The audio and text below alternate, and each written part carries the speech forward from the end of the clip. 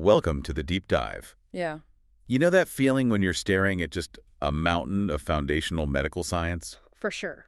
And you just need the absolute fastest but still the most thorough path to really understanding it. That's the goal.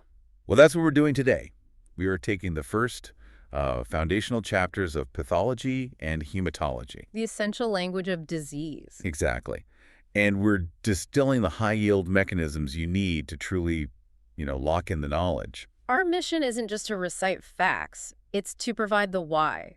We're trying to establish the framework connecting cellular injury to inflammation to neoplasia and all these complex hematologic states. Right. Because if you master these core concepts, every systemic disease process that follows will just make, well, intuitive sense. Okay, so let's unpack this immediately. Section 1, cellular pathophysiology. When we talk about cellular stress, it's really a continuum, right? It is. The cell starts in homeostasis, but if stress is mild and persistent, it adapts. And if that stress gets worse? Then you move through reversible injury, and then finally you hit irreversible injury and cell death.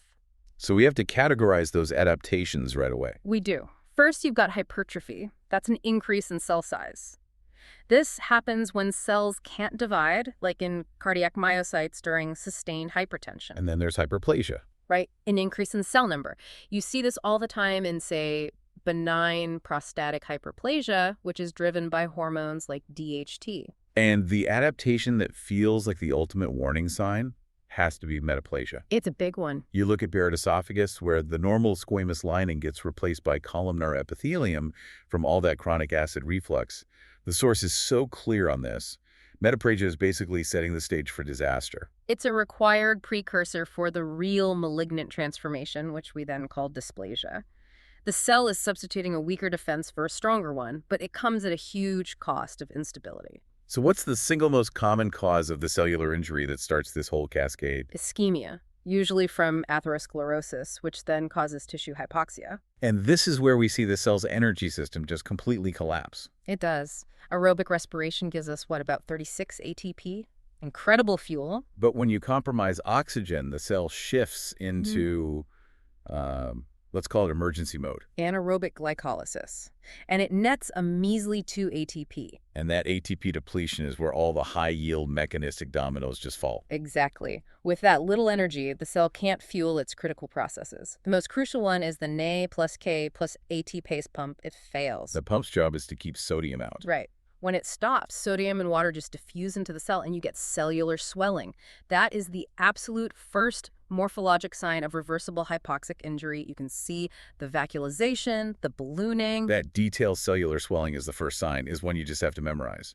But this injury isn't uniform across the body, is it?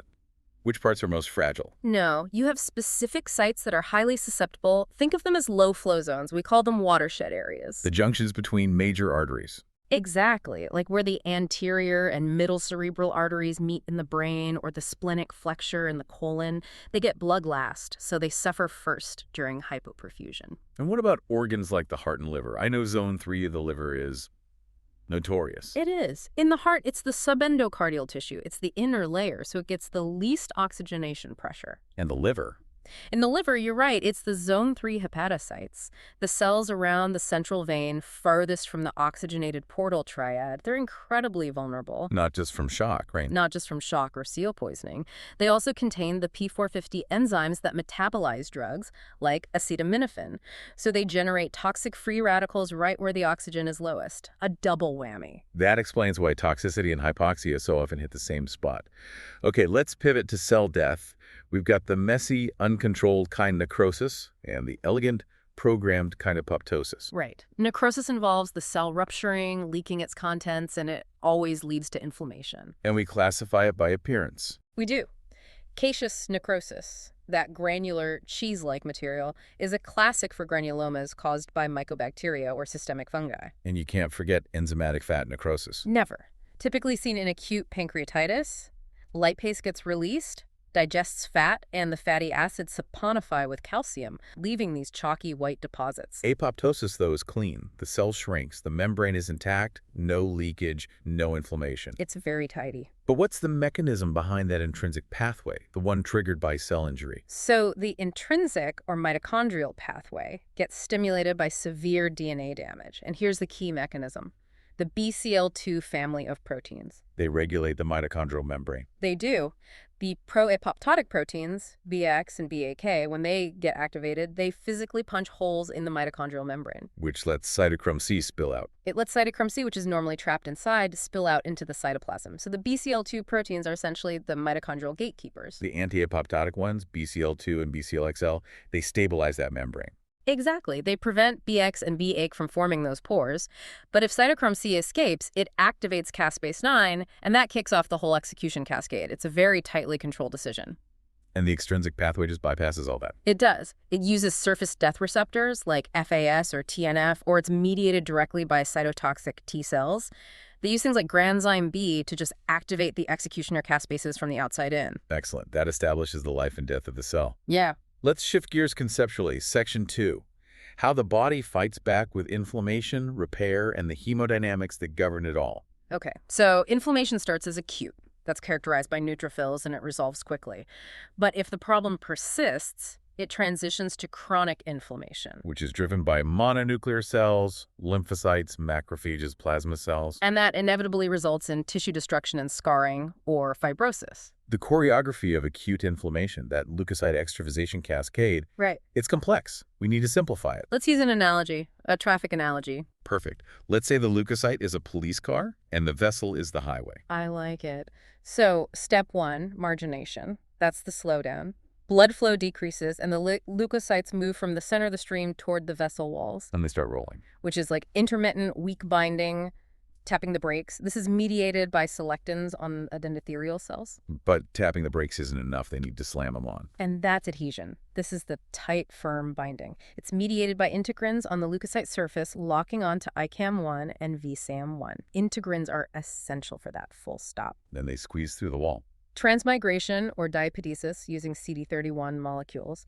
Then they just follow the chemical trail, the chemokines like C5a, LTB4, and IL-8 right to the site of injury. This step-by-step mechanism gives us a huge clinical correlation. Leukocyte adhesion deficiency type 1. Yes. If those integrins, specifically that CD11a.CD18 complex, are deficient, the leukocytes can't adhere and they can't transmigrate. So you get recurrent bacterial infections, poor wound healing, and that key high-yield finding, delayed separation of the umbilical cord. A perfect demonstration of how missing one molecule just destroys an entire cascade. Moving on to repair. The end goal is usually collagen deposition. And we differentiate between primary intention, which is minimal scarring, and secondary intention for large wounds, which involves intense inflammation and contraction by myofibroblasts. And that leads to significant scarring. A lot of scarring. Collagen is the architectural backbone here, and it needs an indispensable cofactor that people often forget. Vitamin C. Vitamin C. Right. To get its tensile strength, the mature collagen structure has to be cross-linked outside the cell.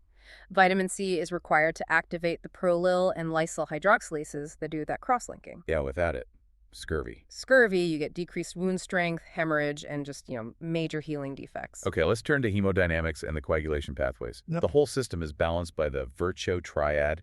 How do we test the two main pathways? So the extrinsic pathway is measured by the prothrombin time, or PT.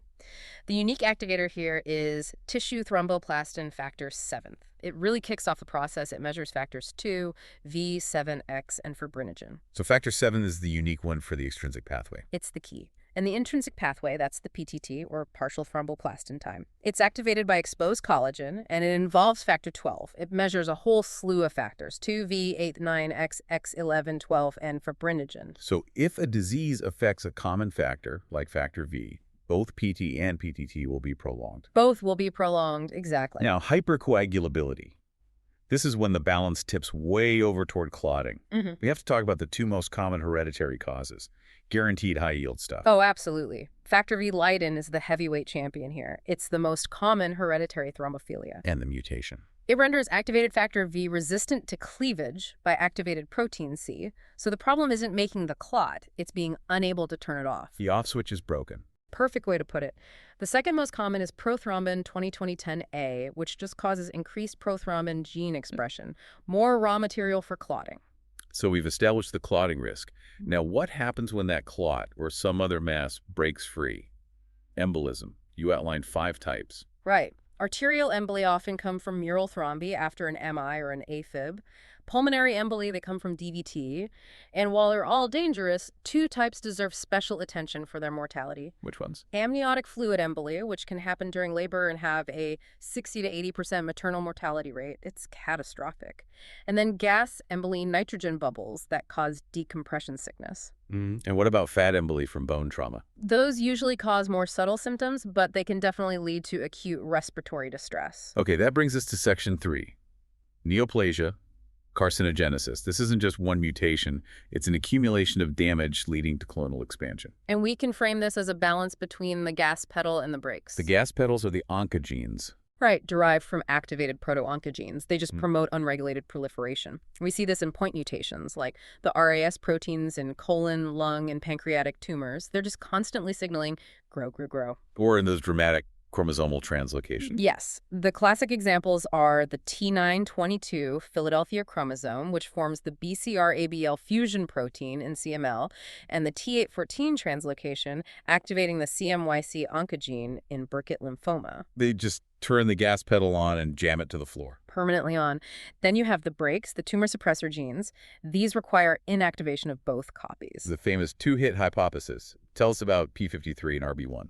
P53 is the genomic guardian. It senses DNA damage, and its job is to arrest the cell cycle at the G1S checkpoint to allow for repair. If that repair fails, P53 initiates apoptosis. And it's mutated in, what, over half of all human cancers? Over half. It's huge. RB1, the retinoblastoma gene, is another key regulator of that G1S checkpoint. When it's mutated, that brake is just permanently off. And we mentioned WT1. WT1 inactivation is the key to Wilms tumor. It's easy to remember with the Wager constellation.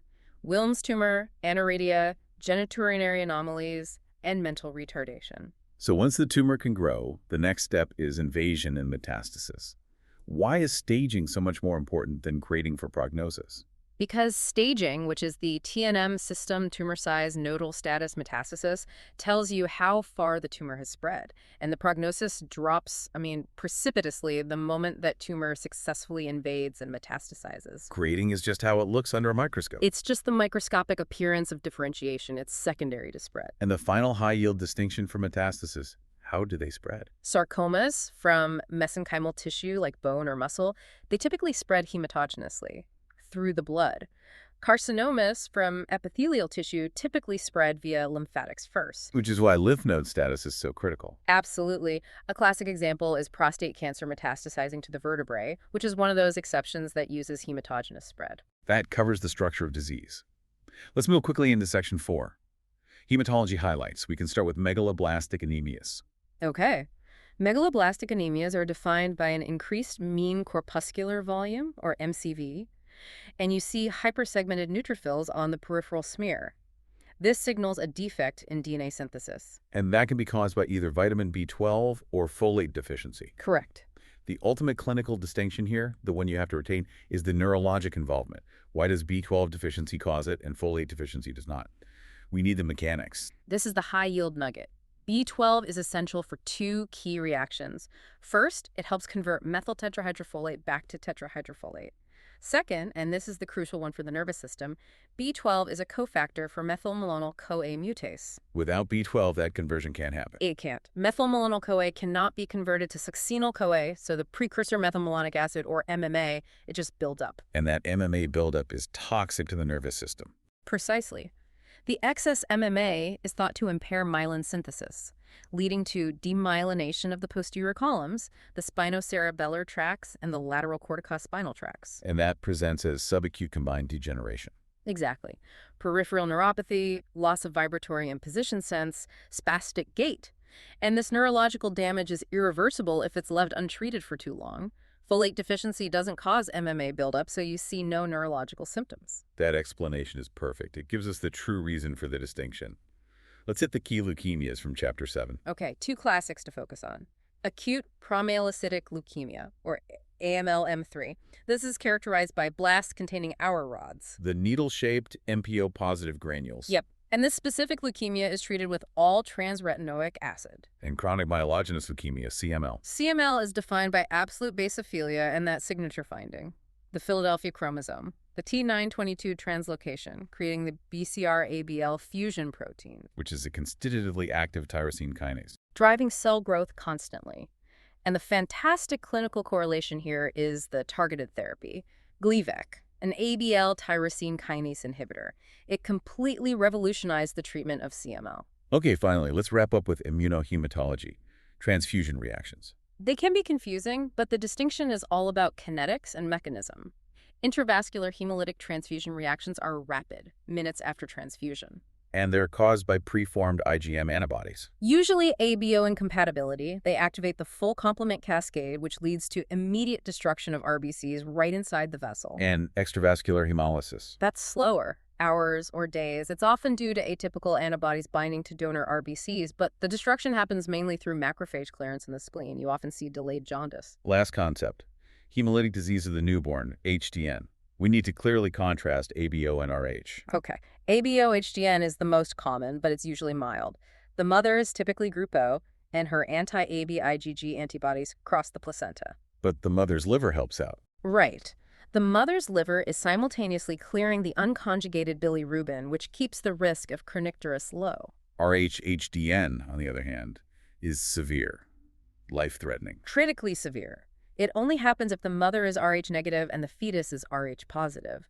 During the first pregnancy, the mother can get sensitized and develop anti-IgG antibodies. And in the next pregnancy. In subsequent Rh positive pregnancies, those preformed antibodies cause massive extramuscular hemolysis, severe anemia, and hydrops fetalis. Prevention is everything. Anti-DIgG, or RhoGAM, must be given to D-negative mothers around 28 weeks. Wow. We've established the absolute core from the failure of a single pump to the systemic chaos of hypercoagulability. We've covered cellular adaptation, cancer genetics, inflammation cascades, and the key distinctions in anemia. And that connection, right, between mechanism and clinical presentation, that is what pathology is all about. To really make sure you've locked in the highest yield distinction we covered today, I want to leave you with this final exercise. Imagine a patient presents with an increased MCV, hypersegmented neutrophils, and they are struggling with their gait, describing numbness and spasticity. We talked about 2 megaloblastic anemias. Which specific deficiency is the undeniable diagnosis here, and what is the exact molecular compound that accumulates to cause those irreversible neurological symptoms? Think about that connection, the link between a missing cofactor and a toxin buildup, because that is the level of detail that elevates you from just a student of facts to a master of pathology. For sure. Use this structural framework to guide your further study. Until the next deep dive, keep connecting those dots.